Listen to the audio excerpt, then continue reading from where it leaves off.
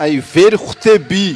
აი მომკალით და ვერ ხვდები ამაზე რატომ არავინ საუბრობს გურუები ანუ ყველაფერს გეტყვიან დაიკიდეს სხვისი აზრი არ უყურო ამას არ ქნა ეს არ ქნა ის მაგრამ ყველაზე მთავარს არ გეუბნებიან აი საერთოდ არსად არასდროს არ მინახავს რომ ვიღაცას ესე თქვას რასაც გეტყვი დღეს იმაზე ბევრ საუბარს არ დავიწყებ რომ სოციალური ქსელები შენს მენტალურ ჯანმრთელობას აზიანებს მაგრამ კონკრეტულად რა აზიანებს ბრმა სკროლვა ვიდეოების დაპოსტვა დალაიქებები აი რა კონკრეტულად რა აზიანებს შენს ფსიქიკას და მნიშვნელობა აქ შენ ახლა კრეატორი ხარ თუ უბრალოდ ბრმად სკროლავ კონტენტს ყველაზე მეტად რა აზიანებს შენს ფსიქიკას რის გამოც ვერ აღწევ მიზნებს მე დეპრესიაში ხარ მე გადამწვარი ხარ რა არის ეს როგორ ფიქრობ მე გეტყვი პასუხს ეს არის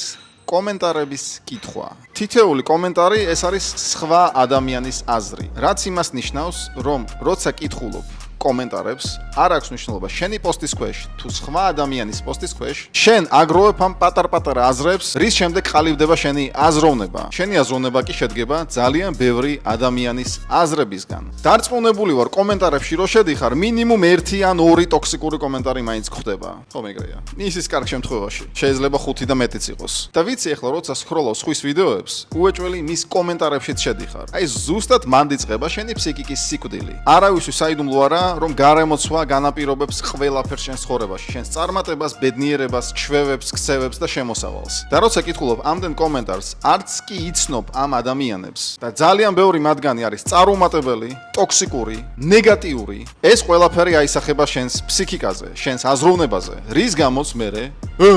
არიცი რა გააკეთო, იმიტომ რომ დაგტოქსეს და ვერც კი იცი საიდან, მე კი ვიცი საიდან. შენ კითხულობ პოსტის ქვეშ კომენტარებს გილოცავ ამიტომაც როცა გურუები გეუნებიან დაიკიდეს ხვისი აზრი ეს არ ნიშნავს იმას რომ შენ უნდა წაიკითხო ნეგატიური კომენტარი მოიწმინო არაფერი უპასუხო და განაგრძო